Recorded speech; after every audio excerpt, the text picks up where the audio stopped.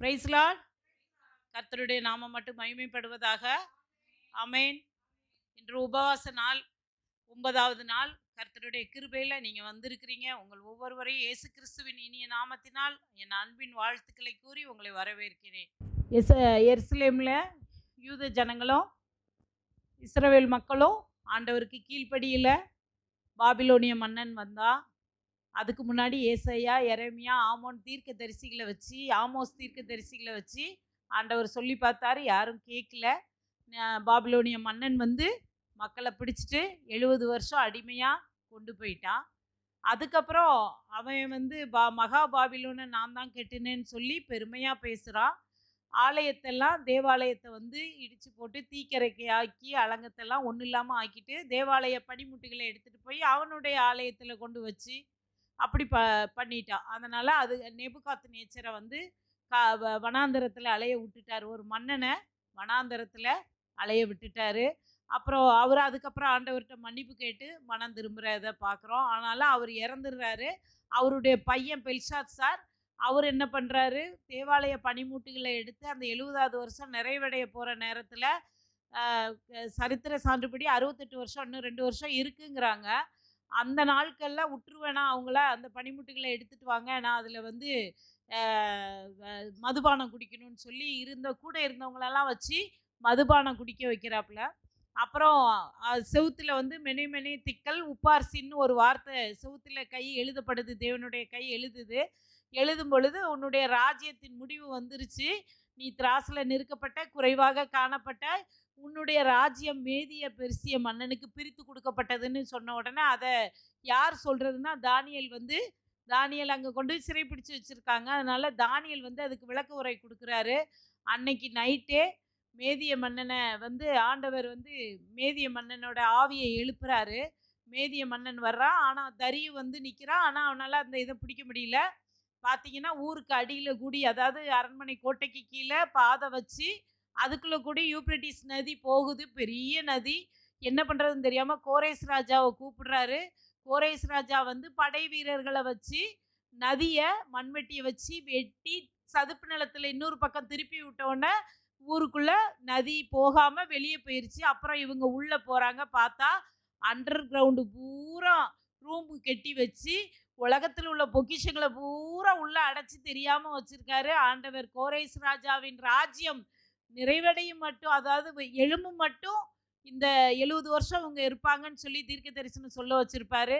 கரெக்டாக இவர் இந்த புதையல் ஒளிப்பிடத்தில் இருக்கிற, அதாவது உனக்கு முன்னே போய் கோணலானவைகளை செவ்வையாக்கின்னு வசனம் இருக்கு இல்லையா, கோணலானவைகளை செவ்வையாக்கி அதுக்கப்புறம் ஒளிப்பிடத்தில் இருக்கிற புதையல்களை உனக்கு தருவேன்னு சொன்னார். சொன்ன மாதிரியே நதிகள் வற்றி போனது. 44ஆம் அதிகாரம் ஏசாயா 27 பார்த்தோம். நதிகள்லாம் வெட்டாந்தரையாகி போச்சு. அந்த தீர்க்க தரிசனம் உரைக்கப்பட்டது உறுதியாகுச்சு. அடுத்து புதையல்களை எடுக்கிறாரு. மேதிய மன்னன் ராஜ்ய பாரத்தை பிடிச்சிக்கிறாரு. பாபிலோன்னு அந்த பெல்ஷாத்சார் கொலை செய்யப்படுற அந்த இரவுல இவர் கைக்கு வந்துடுது. 2 வருஷம் ஆட்சி செய்கிறாரு. அவருக்கு ஆண் வாரிசு இல்லாததுனால பெண் இருக்குது. பெண்ணை கோரேஸ் ராஜாவுக்கு கல்யாணம் பண்ணி கொடுக்குறாரு. கோரேஸ் ராஜாவுக்கும் தரியு மன்னனுடைய பெண்ணுக்கும் கல்யாணம் ஆகுது. தரியு ராஜா இறந்து போயிடுறாரு. அதுக்கப்புறம் கோரேஸ் ராஜாவுக்கு முழு சொத்தும் வந்துடுது. அசிரியா வருது, இஸ்ரவேல் வருது, யூதா வருது, மேதிய ராஜ்யம் வருது, பாபிலோனிய ராஜ்யம் வருது. அவருடைய பாரசீகமும் அவர்கிட்ட இருக்கு. உலகத்தின் 2/3 பகுதி அவர் கரத்திற்குள் வந்த உடனே அவர் 2 நாளாகமம் 36ஆம் அதிகாரம் 22வது வசனம், எரேமியாவின் வாயினாலே கர்த்தர் சொன்ன வார்த்தை நிறைவேறும்படி பெர்சியாவின் ராஜாவாகிய கோரேசின் 1ஆம் வருஷத்திலே கர்த்தர் பெர்சியாவின் ராஜாவாகிய கோரேசின் ஆவியை ஏவினதினாலே அவன் பரலோகத்தின் தேவனாகிய கர்த்தர் பூமியின் ராஜ்யங்களை எல்லாம் எனக்கு தந்தருளி. உலகத்தின் 2/3 பகுதி அவருக்கு வந்துருச்சு. இப்ப எல்லாம்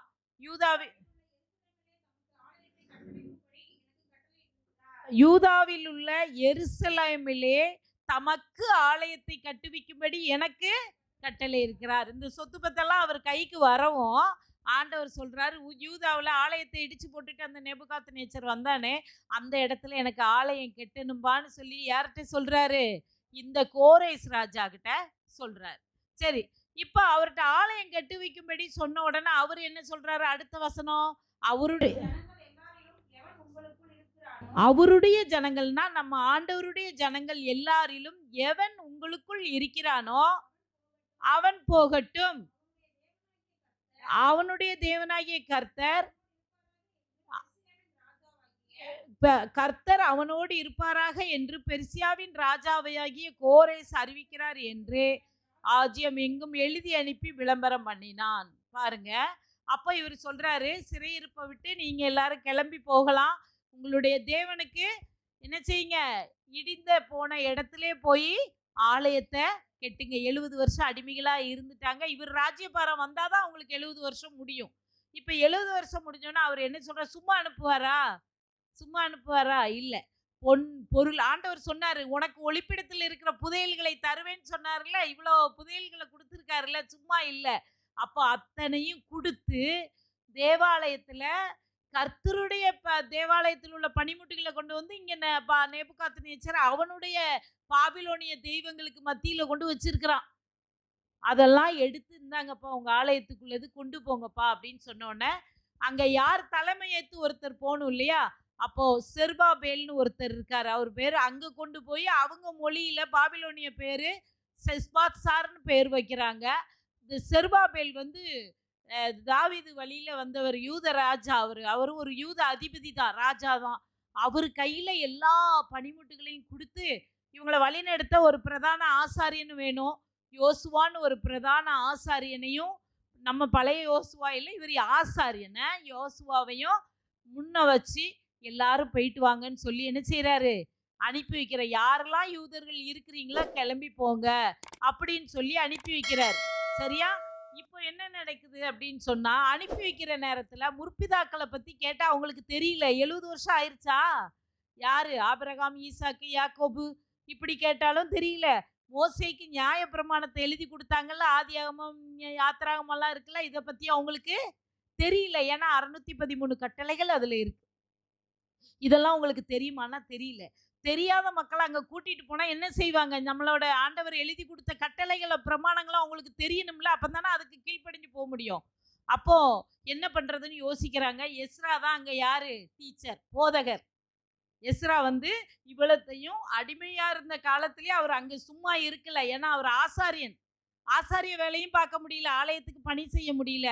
அதே சமயம் அவர் உட்காந்து நியாய பிரமாணங்களை எடுத்து வேத பாரகனா இருந்ததுனால படிச்சு படிச்சு படிச்சு படிச்சு வியாக்கியானம் பண்ற அளவுக்கு உத்தம வேதம பாரகனா இருந்திருக்கார். இப்ப அவரை கூப்பிட்டு சொல்றாங்க, எப்ப இவங்களுக்கு சொல்லி கொடுத்தா நல்லா இருக்கும்னு சொன்ன உடனே அவர் எழுத தொடங்குறாரு. தொடங்கின புக்கு 1 நாளாகமம். அல்லேலூயா. அவங்களுக்கு சொல்லி கொடுத்து கூட்டிட்டு போகணுங்கிறதுக்காக தொடங்கின புக்கு என்னது? 1 நாளாகமம். 1:1 எதுல ஆரம்பிக்குதுன்னு பாருங்க. நாளாகமம் 1:1 எதுல ஆரம்பிக்குதுன்னு பாருங்க. என்ன வார்த்தையில தொடங்குதுன்னு பாருங்க. அவர் எழுத தொடங்கின உடனே ஆதாம், சேத், ஏனோஸ். எதுல இருந்து தொடங்குறாரு? ஆதாம்ல இருந்து தொடங்குறாரு. ஒரு டீச்சர்னா எதுல இருந்து தொடங்கணும்? புக்ல ஆதியில இருந்து தொடங்கினா தான் அவர் டீச்சர், அப்படித்தானே?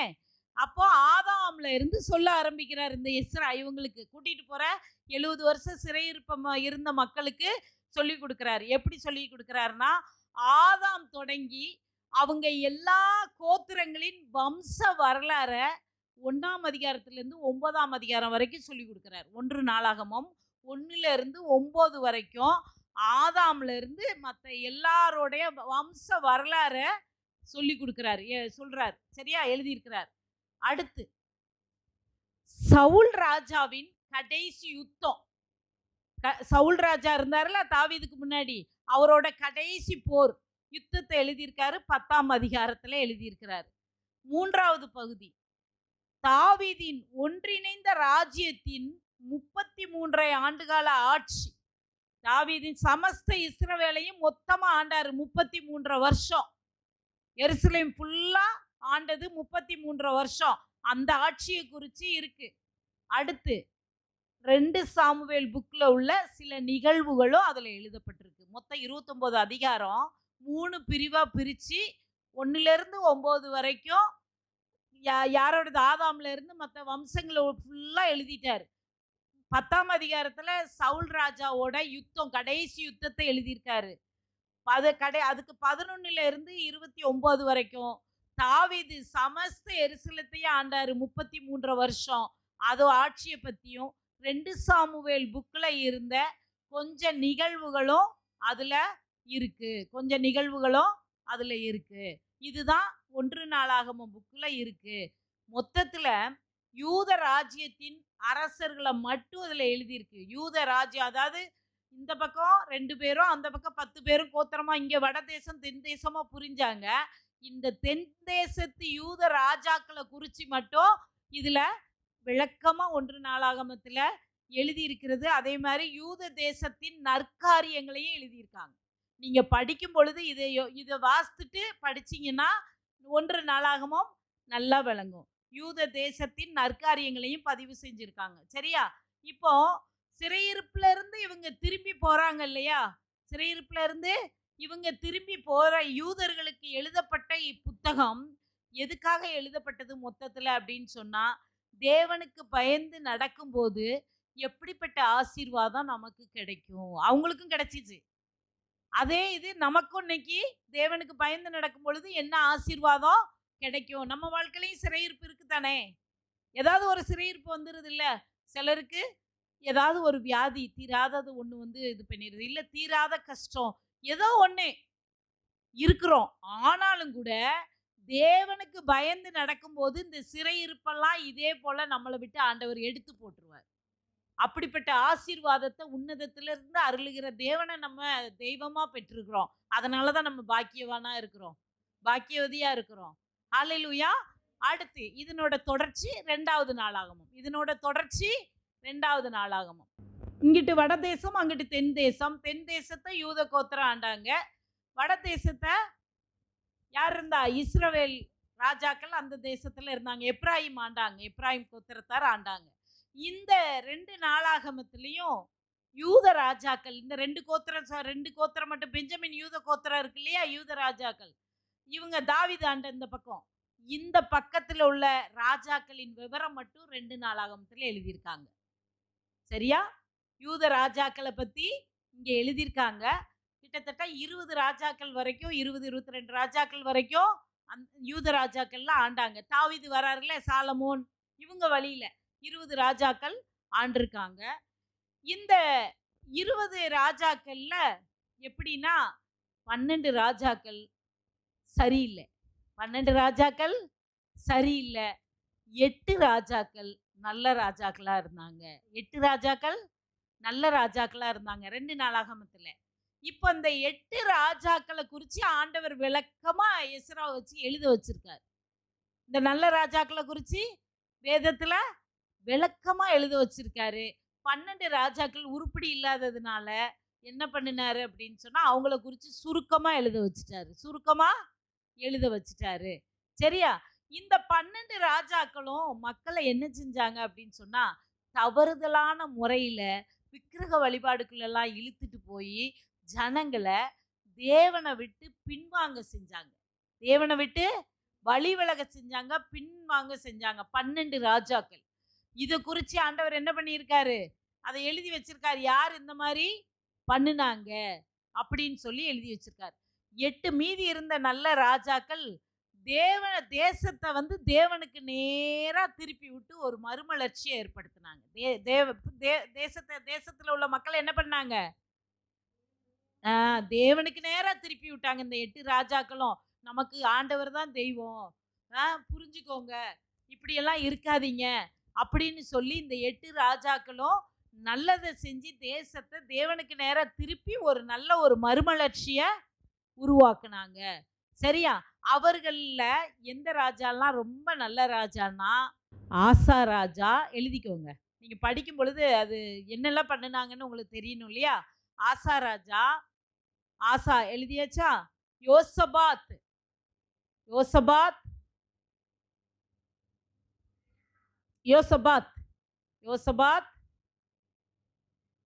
கொஞ்சம் வேகமா எழுதிக்கோங்க.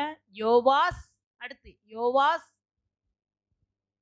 யோவாஸ், எசேக்கியா, எசேக்கியா எழுதிட்டீங்களா? எசேக்கியா, யோசியா, யோசியா.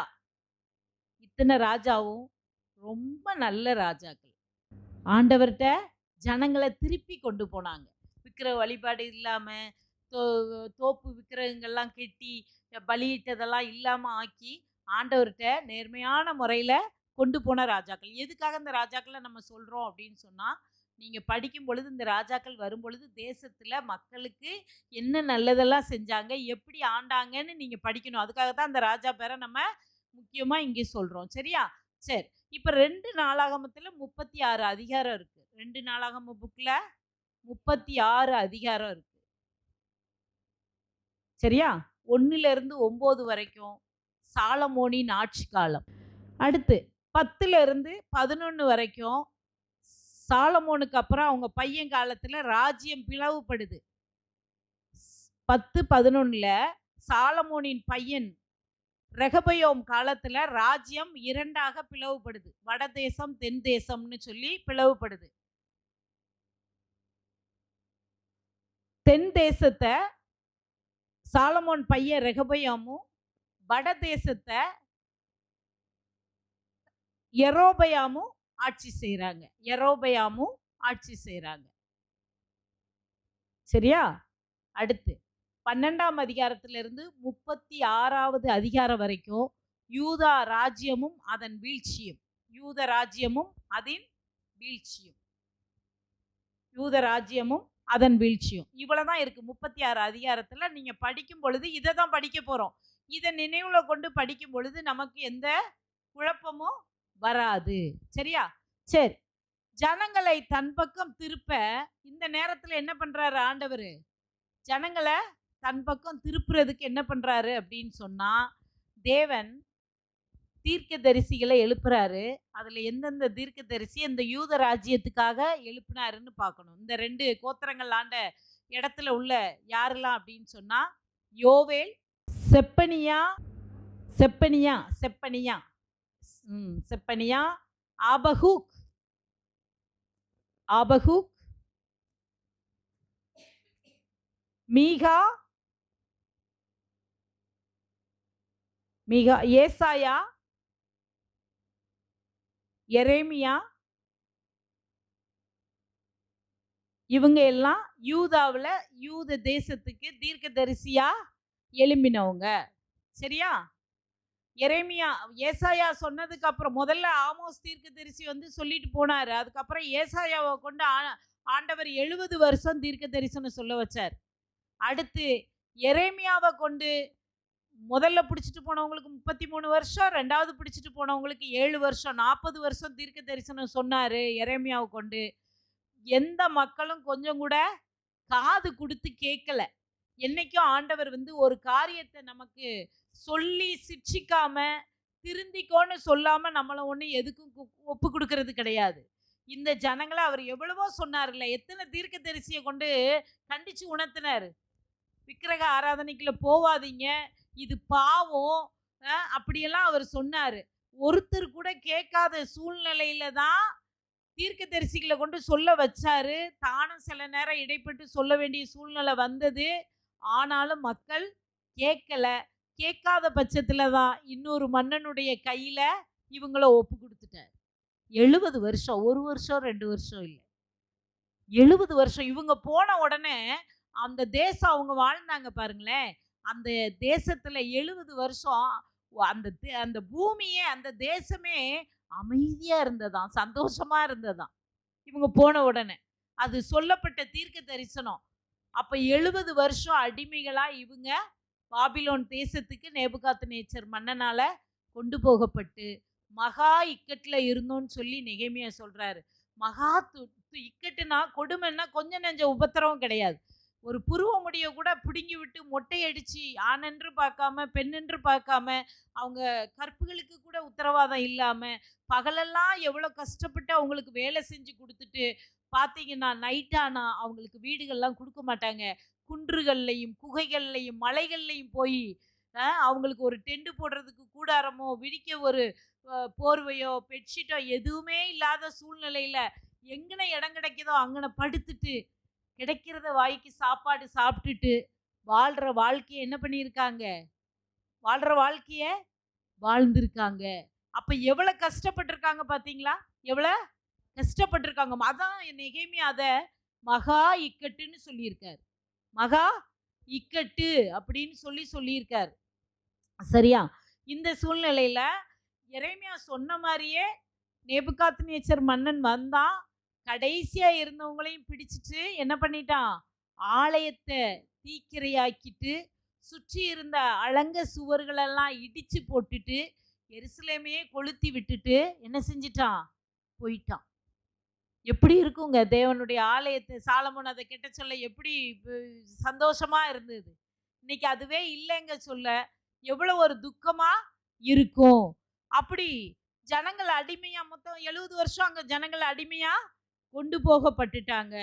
70 ஆண்டு காலம் கழித்து 70 வருஷம் கழிச்சு எரேமியா 51:11 பாருங்களேன். அம்புகளை துலக்குங்கள், கேடகங்களை நன்றாய் செப்பனிடுங்கள். கர்த்தர் மேதியருடைய ராஜாக்களின் ஆவியை எழுப்பினார். பாபிலோனை அழிக்க வேண்டும் என்பதே அவருடைய நினைவு. ஏன் பாபிலோனை அழிக்கணும்? நம்ம மக்களை தானே 70 வருஷம் அங்க அடிமையா அனுப்புனாரு. இப்ப அந்த பாபிலோனையும் அழிக்க முற்படுறாருன்னா எதுக்காக இந்த பழி வாங்கல்னு சொல்லியிருக்காரு? இது கர்த்தர் வாங்கும் பழி. இது தமது ஆலயத்துக்காக அவர் வாங்கும் பழி. ஏன்னா அடிமையா என் ஜனத்தை கொண்டு போன்னு சொன்ன ரைட்டு தான். ஆனா நீ போகும் பொழுது சும்மா போகலையே, என் ஆலயத்தையே இடிச்சு தீக்கிரையாக்கிட்ட. சுத்தி இருந்த ஆலயத்தை சுத்தி கட்டி இருந்த அலங்கத்தை சுற்றுச்சுவரை இடிச்சு போட்டுட்ட. கடைசியில மிஞ்சி மீதி இருந்ததையும் எரிச்சு விட்டுட்டு போயிட்டியே. என் ஜனங்கள் தானே கீழ்ப்படியாதவர்களா இருந்தாங்க. அவங்கள தானே உனக்கு உன் கையில ஒப்பு கொடுத்தேன். ஆனா நீ இப்படி பண்ணிட்டியே. இப்போ ஒன்ன நான் அழிக்கணும்னு நினைக்கிறேன். இது என்னுடைய பழிவாங்கல். ஆலயத்தை தொட்டா ஆண்டவருக்கு பிடிக்காது. அல்லேலூயா. நம்ம உள்ளமே என்னது? ஆலயம் தானே. நம்ம இருதயத்துல ஆண்டவர் வாசம் பண்றாரு தானே. அப்ப இந்த இருதயத்தை நம்ம தவறுதலா தொட்டோம்னா, இந்த இருதயத்துல தவறான சிந்தனைகளை கொண்டு வந்தோம்னா ஆண்டவருக்கு பிடிக்காது. நம்ம ஆவிக்குரிய ரீதியில இப்படிதான் சிந்திக்கணும். அவருடைய ஆலயத்துல என் ஜனங்களை ஒப்பு கொடுத்தேன், கீழ்ப்படியில சொல்லி சொல்லி பார்த்தேன், தீர்க்க தரிசிகளை வச்சு கேட்கல. இன்னைக்கு உன் கையில ஒப்படைச்சிட்டேன்.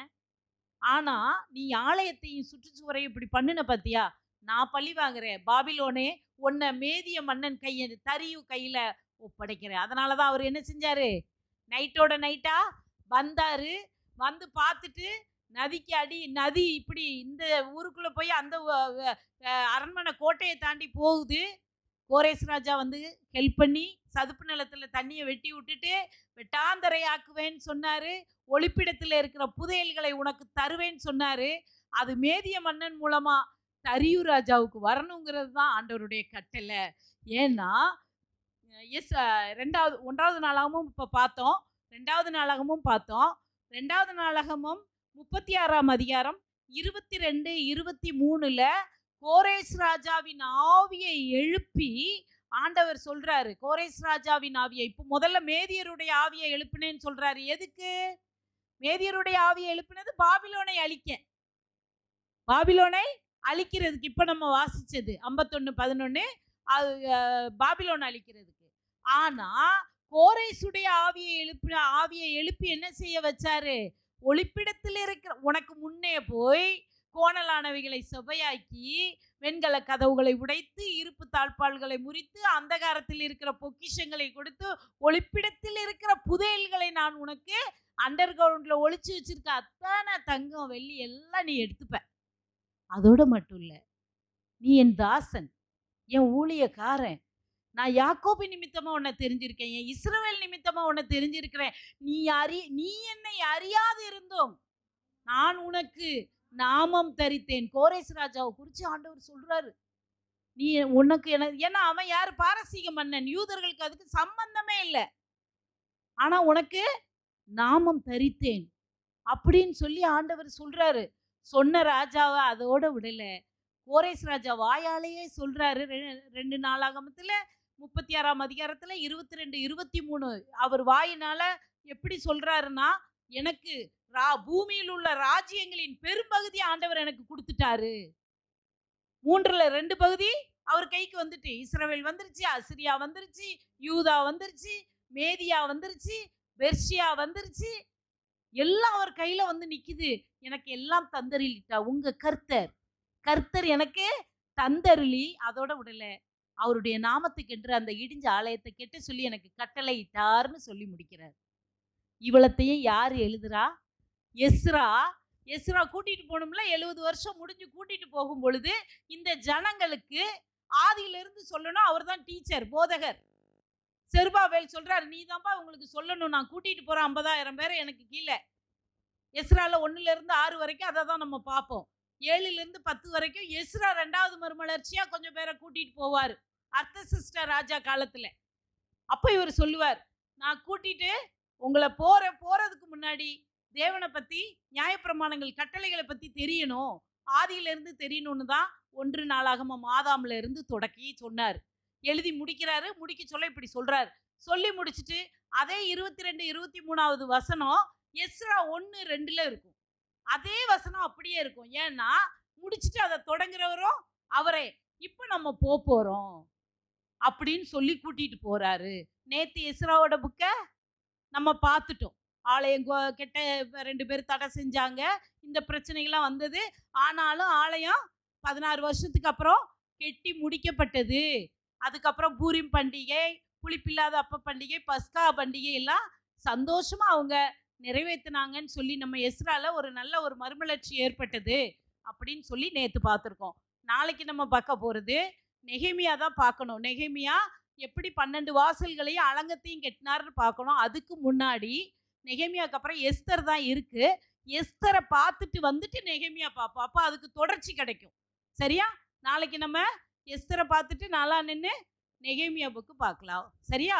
கர்த்தருடைய நாமம் மட்டும் மகிமைப்படுவதாக. ஆமேன். ஹல்லேலூயா.